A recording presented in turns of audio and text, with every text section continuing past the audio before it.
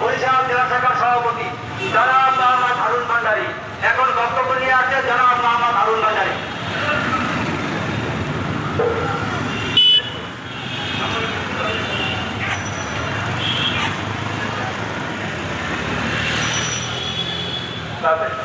সংগ্রামী সাথী ও বন্ধুগণ, আমরা এদেশের মেহনতি মানুষ, শ্রমিক শ্রেণী মানুষ এবং না খাওয়া